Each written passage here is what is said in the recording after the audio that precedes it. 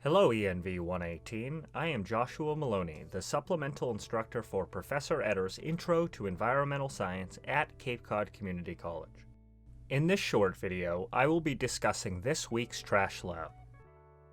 As always, we can begin with our lab manual, and we can base our hypothesis on our objective, explicitly looking at reducing, reusing, and recycling options of daily trash. For my hypothesis, I expected that every piece of trash I produced in a 24-hour period would have a recycling option. I like this hypothesis because it should be easy to prove or disprove. If I have one piece of trash that isn't recyclable, then I've proved it wrong. In the procedure, the lab begins to list the steps you can take to complete this lab. We can take the chart provided and place it under the results to begin annotating the items.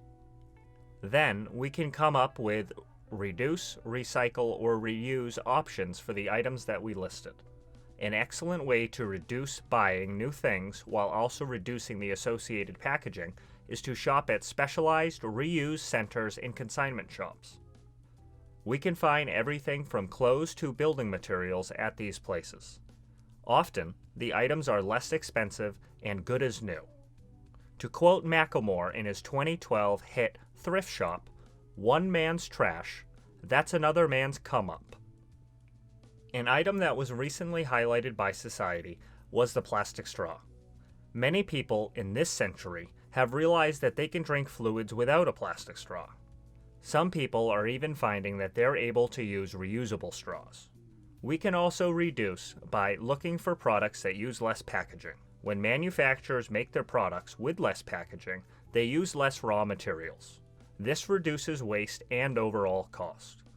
Look at items that can be reused. The little things add up. For example, you could bring your silverware and cup to work rather than using disposable items. Food scraps and yard waste together currently make up more than 30% of what we throw away, and that could be composted instead. Making compost keeps these materials out of landfills and places nutrients back into our local soils. When I completed this lab during the semester that I took ENV 118, I followed up with my town's transfer station and was not satisfied with the public information I found online. I sent a Freedom of Information Act to the town and I received a tremendous amount of information on our garbage and recyclables. The letter confirmed that the global market for recycling plastic had collapsed several years ago and repercussions had been rippling worldwide. China was no longer the outlet for our recyclables, and this is likely resulting in facilities having to store plastic for long periods of time. So let's come back to the 3 R's: reduce, reuse, and recycle. Recycling some materials is very difficult, but we, as consumers, can reduce the amount that we obtain, and we can reuse as much as we can. A key takeaway from this lab is to understand that recycling is not our only option.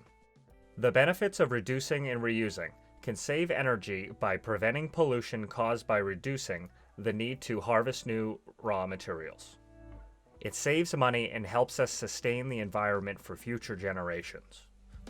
Thank you for sticking around until the end. Reach out to me, the Tutoring Center, or Professor Etter if you have any other questions. Good luck with your trash lab, and say no to plastic.